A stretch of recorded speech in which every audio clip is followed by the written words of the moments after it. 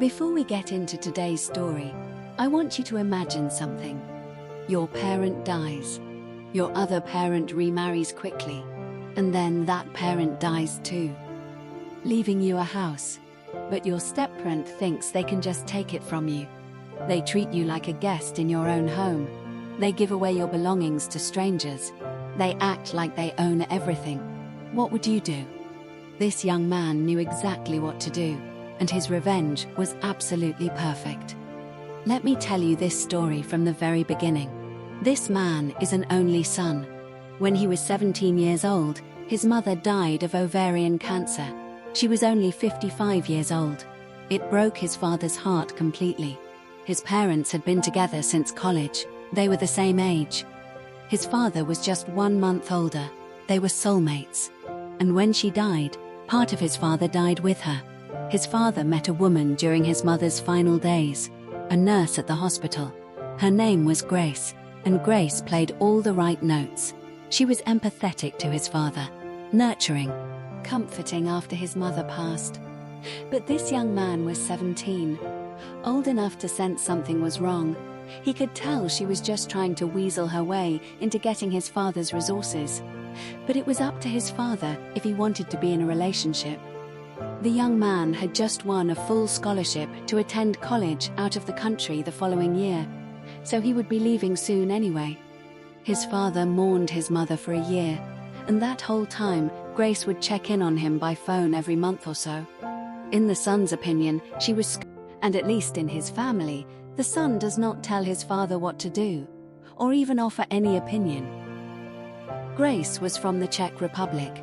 His father had been a very successful banker during his career, and amassed quite a portfolio of wealth.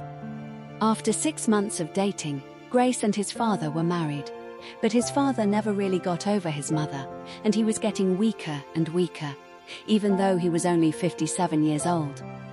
Since his health was fading, his father called him one day and asked him point blank, "Boy, what do you need to set you up in this life?" The son told him he didn't need anything. "I'm a man and can take care of myself." "But what are you even talking about, Dad? You're going to be around for decades yet." He reminded his father that he had living sisters with children, his aunts and cousins. He also reminded him that he had a full scholarship to college, so don't worry about giving him any cash.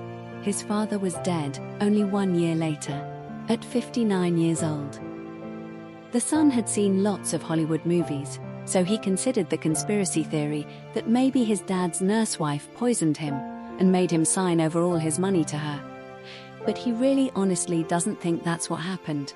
Other relatives didn't like Grace either, but they knew his dad was totally in love with his mother, and that her death utterly broke him. His father's will was read. His father bequeathed his 5-bedroom house to him, even though he wasn't expecting it and didn't ask for it. He gave a small endowment to each of his sisters and their children. He left about 80% of all his existing money to Grace, which amounted to several hundreds of thousands of dollars. His father gave him several tens of thousands of dollars as well, which were of course very useful. Grace tried to put on a friendly front, but the son could tell she was angry as hell that she didn't get his dad's house too. That belonged to him, and he had the legal papers to prove it. She was especially mad because they live in an extremely upscale and trendy location. Houses are hard to come by and easily sold for massive profit. During the first few months after his father's death, he had the nauseating, creepy experience of knowing that Grace was trying to feel him out, to see if he might be into a little relationship with her. He was 22 years old. She was 43. Gross. She still stayed at the house though, because over the last 3 years, she had gotten used to living there, acting like she owned it. And even though he officially owned it, he was always away at college, only visiting once every couple months, and even then it wasn't to see Grace. It was to see his cousins who lived just a few miles away. He downplayed the fact that it was really his house, and over the months, Grace gradually forgot that she really had no legal right to the house. She probably believed that sooner or later, because he never asked her for any of the hundreds of thousands of his dad's dollars that she now had, that he was somehow independently wealthy and would just give up his house to her. But he knew what he'd eventually do. 5 months after his dad was in the ground, Grace started dating some new guy. Some sleazy-looking douchebag named Ivan, who was only a few years older than him. One time when he came home from college after graduating, Grace and her new boyfriend were acting like he was a guest in his own house. Like they owned it, he played along. Then Grace told him something that made his blood boil. She said she gave away his PlayStation 4 to Ivan's cousin. Because you're too old to play with video games. Think about that for a moment. She gave away his PlayStation to some random person he didn't know. Ivan's cousin. He didn't even know Ivan, and she's giving his belongings away to Ivan's relatives? He quickly changed all his network passwords that same day. He smiled. But he knew what he had to do eventually. Grace also announced that she and Ivan were getting married. I just can't mourn your father forever. I have to move on with life. 5 months after his father died, she's already getting remarried. He told her that he graduated college and already secured employment with a local firm. We'll soon find a new place to live. She looked thrilled. Especially the part where it looks like he'll soon have a new place to live. Then, in a patronizing way, she tells him, "You always have a place in our house though. You are welcome to stay whenever you please." Our house. She called it our house. Thanks, Grace. Really generous of you. He told her he would probably have a new place in 3 months. She said that is wonderful, because she intends to go to her homeland to have a wedding with Ivan, and afterward have her honeymoon. She assured him it's a local affair. "Otherwise, I'd invite you, honey. And anyway, I know you're so busy." He congratulated her. Then she asked him if he can watch the house for her. Watch his own house? Sure. What he really said was, of course, he will take care of the house. He was careful to not say, "your house." She and her douchebag fiancé, who he was 100% sure was only there for Grace's money, went on their trip. And he immediately put out advertisements on rental websites, offering to lease his house. He hired movers and had all of Grace's furniture and possessions boxed up and put into a storage rental facility. He kept all of his parents' furniture, the furniture they had before his dad met Grace. The locks changed, all of them. Within days, he was inundated with dozens of inquiries about his amazing, furnished house with fantastic views. He rented it to a wonderful young family, a barrister and his schoolteacher wife, and their 2 preteen children. They paid him their first and last month's rent and signed a lease for a year. He warned them about his crazy stepmom, who thinks this is her house, but he presented them with contact information to his lawyer, the same lawyer his dad retained, in case they needed any assurance that he was on the level.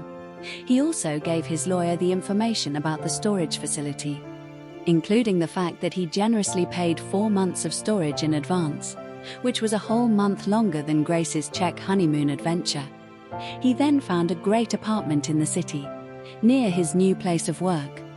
There he met a woman at a restaurant he frequents at night after a long work day. They started dating.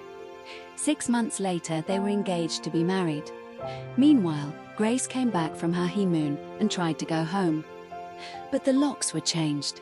There was a family living in her house. She tried to shriek and cause trouble, but his lawyer quickly shut her mouth, without him having to ever speak to her garbage face again. From what he hears, her and her trash husband left the country, and he assumes they're blowing through his dad's money and will soon be broke. Like people usually become when they taste a little bit of what they think is the good life. So maybe Grace will go and try to exploit some other lonely man into giving her his money. Speaking of money, the house that he rents out is generating so much money that he not only is able to help pay for his cousin's college, but he moved into a larger apartment of his own. Together with his fiancée, he loves his job. But really, he could survive solely on renting his dad's old house. And to think, if Grace had only been cooler and nicer, he might have let her stay at the house, just to be a good sport, And definitely if she stayed the hell out of his room. But no, she had to act all proprietary. So he had to make her homeless as a wedding gift. He bought another PlayStation 4, even though he didn't even use his old one that much. It didn't matter. It wasn't for Grace to give away. You don't give away other people's things. You give away your own things. Which is why he chose to kick Grace out of his house. Because it's his. And he decides who stays there. Let me ask you something. Have you ever had someone try to take what's yours? Someone who acted entitled to something that didn't belong to them? This young man's mother died. His father remarried a gold digger. His father died.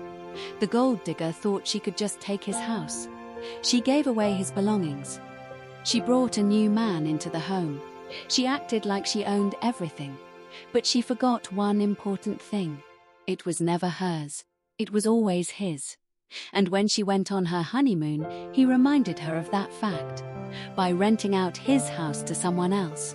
Was he right to do this? Or should he have let her stay? Drop your thoughts in the comments below. I genuinely read every single one. And if you've ever dealt with someone trying to take what's yours, if you've ever had to stand up to someone who thought they owned something that belonged to you, then hit that subscribe button.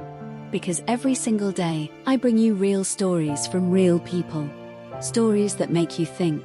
Stories that make you feel.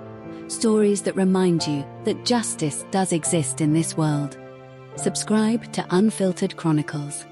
Turn on your notifications. New story dropping tomorrow. And trust me, you will not want to miss it. See you then.